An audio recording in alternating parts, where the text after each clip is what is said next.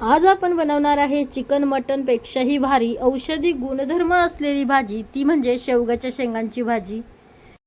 ज्यांना शेवग्याची भाजी आवडत नाही तेही खूप आवडीने खातील अशी ही भाजी आहे।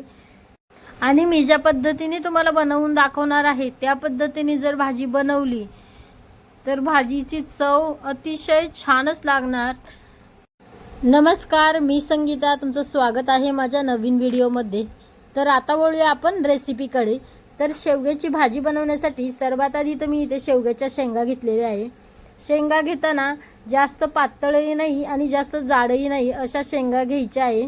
आणि व्हिडिओत दाखवल्याप्रमाणे 2 ते 2.5 मीटर अशा शेंगा कट करायच्या आहे।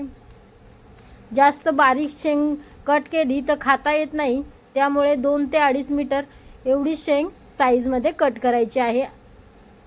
तर शेंग कट केली तर शेंगेचे साल काढायचे आहे। तर साल काढताना सर्व साल आपल्याला काढायचं नाही आहे, मधल्या शेंगाच्या शिरा काढायच्या आहे, जेणेकरून चांगली शेंग शिजली जाते आणि शेंगाच्या आतमध्ये मसाला लागतो। तर व्हिडिओत दाखवल्याप्रमाणे असे मधले त्याचे शिरा काढून घ्यायचे आहे। सर्व शेंगा कट करून शिरा काढून घेतलेले आहे। तर आता एका बाउलमध्ये घेतलेला आहे पाणी आणि त्यामध्ये शेंगा स्वच्छ धुवून घेऊ। तर इथे मी शेंगा स्वच्छ धुवून घेतलेले आहे। आता आपण शेंगा शिजण्यासाठी घालूया। त्यासाठी एका टोपामध्ये सर्व शेंगा घालून घ्यायच्या आहे। त्यामध्ये 1 ते 1.5 ग्लास पाणी घातलेलं आहे आणि त्यानंतर घालायचं आहे पाव चम्मच हळद, म्हणजे थोडीशी हळद घालायची आहे आणि अर्धा चम्मच मीठ घालायचं आहे आणि मीडियम गॅसवरती 3 ते 4 मिनिट शेंगा उकडण्यासाठी ठेवून देऊया। तर इथे आता 4 मिनिट झालेले आहे। शेंगा आपण उकडल्यात की नाही ते पाहून घेऊया। तर शेंगा उकडताना आपल्याला 70 ते 80% शेंगा शिजवायच्या आहे। तर शेंग काढून मी चेक करून घेते। तर हाताने दाबल्यावरती शेंगा थोडीशी दाबली जाते, म्हणजे आपली 70 ते 80% शेंग शिजलेली आहे। आता हे शेंगा बाजूला ठेवून मसाला पाहूया। तर मसाल्यामध्ये मी घेतला आहे कांदा, खोबरे, लसूण, 1 अद्रकचा तुकडा, कोथिंबीर आणि 2 चमचे धना पावडर। तर पोहे खायचा जो चमचा असतो त्यानेच मी 2 चमचे धना पावडर घेतलेले आहे। तर आता हा मसाला आपण भाजून घेऊया। तर मसाला भाजण्यासाठी गॅसवर ठेवलेली आहे कढई। कढईमध्ये घालते खोबरं आणि खोबरे चांगले तांबूस रंग येईपर्यंत भाजून घ्यायचे आहे। तर तुम्ही इथे पाहू शकता खोबरे चांगले भाजलेले आहे। खोबरे आता एका प्लेटमध्ये काढून घेऊया आणि त्यानंतर त्याच कढईमध्ये 1 वाटी कांदा घालते। कांदा भाजण्यासाठी इथे 1 चम्मच तेल घातलेला आहे आणि कांदाही छान तांबूस रंग किंवा लालसर रंग येईपर्यंत भाजून घ्यायचा आहे। कांदाही चांगला तांबूस रंग येतपर्यंत भाजलेला आहे। आता एका प्लेटमध्ये काढून घेऊन थंड होण्यासाठी ठेवू। आता हा सर्व मसाला आपण वाटून घेणार आहे। त्यासाठी मिक्सरच्या भांड्यामध्ये घातलेला आहे खोबरं, कांदा आणि लसूण, 1 अद्रकचा तुकडा, कोथिंबीर आणि आपण जी धना पावडर घेतली होती 2 चमचे, तीही मिक्सरच्या भांड्यामध्ये घालून घेऊया आणि याचं चांगलं बारीक वाटण वाटायचं आहे। आधी तर मी सुक्क वाटलं, त्यानंतर पाणी घालून चांगलं बारीक वाटण वाटून घेतलेलं आहे। आता आपण कालवण बनवायला सुरुवात करूया। त्यासाठी एक कढई घेतलेली आहे गॅसवर ठेवून, त्यामध्ये घालायचं आहे 2 चमचे तेल।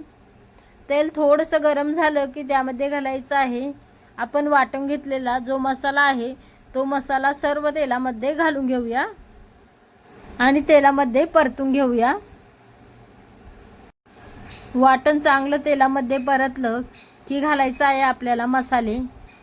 तर मसाल्यामध्ये घेतलेला आहे पाव चम्मच हळद, 1 चम्मच घरगुती लाल तिखट, अर्धा चम्मच गरम मसाला आणि 2 चम्मच कांदा लसूण मसाला घालून सर्व मसाला चांगला वाटणामध्ये परतून घेऊया।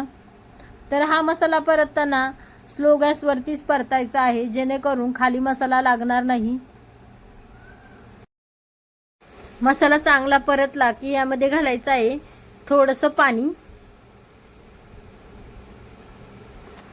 सर्व मसाला परत एकदा मिक्स करून यावरती झाकण ठेवून चांगला मसाल्याला तेल सुटतोवर मसाला स्लो गॅसवरती शिजून द्यायचा आहे. जोपर्यंत मसाल्याला चांगलं तेल सुटत नाही तोवर मसाला आपला तयार झालेला नाही. तर तुम्ही ते पाहू शकता, सर्व मसाल्याला साईडने तेल सुटलेलं आहे, म्हणजे मसाला आपला चांगला भाजलेला आहे, चांगला परतलेला आहे. आता या मसाल्यामध्ये आपण घालूया उकडून घेतलेल्या शेंगा. शेंगासोबत जे पाणी होतं तेही मी मसाल्यामध्ये सर्व घातलेलं आहे. आता यावेळी जर तुम्हाला भाजी कमी वाटत असेल किंवा मग वाढवायची असेल तर पाणी घालू शकता. तर त्यामुळे मी इथे मिक्सरच्या भांड्यामध्ये थोडं पाणी घालून यामध्ये घातलेलं आहे. तुम्हाला जेवढा रस्सा हवा असेल त्यानुसार पाणी तुम्ही कमी जास्त करू शकता. आता हा मसाला चांगला व्यवस्थित मिक्स करून त्यामध्ये घालायचं आहे चवीनुसार मीठ. तरी मी इथे घालत आहे अर्धा चम्मच मीठ, कारण मी शेंगा शिजायला घातल्या तेव्हाही अर्धा चम्मच मीठ घातलेलं होतं आणि तेच पाणी मी कालवणामध्ये घातलेलं आहे. तुम्ही किती मीठ घातले त्यानुसार तुम्ही मीठ कमी जास्त करा.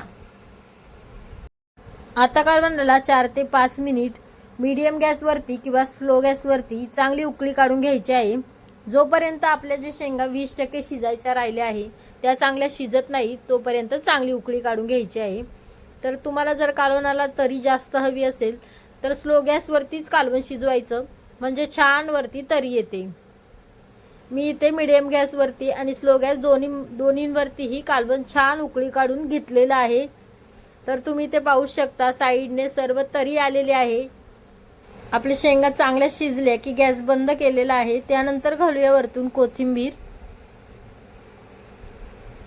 तर तुम्ही पाहू शकताय कालवण किती छान तयार झालेला आहे आपला रस्सा. तर अशा प्रकारे तुम्ही जर भाजी बनवली तर ज्यांना भाजी आवडत नाही तेही खूप आवडीने खातील, एवढी छान लागते. तुम्ही देखील अशा पद्धतीने भाजी नक्की करा आणि कशी झाली आहे मला कमेंटमध्ये नक्कीच सांगा. व्हिडिओ तुम्हाला जर कुठेही आवडला असेल तर व्हिडिओला लाईक, शेअर आणि माझ्या चॅनलला सबस्क्राईब देखील नक्की करा.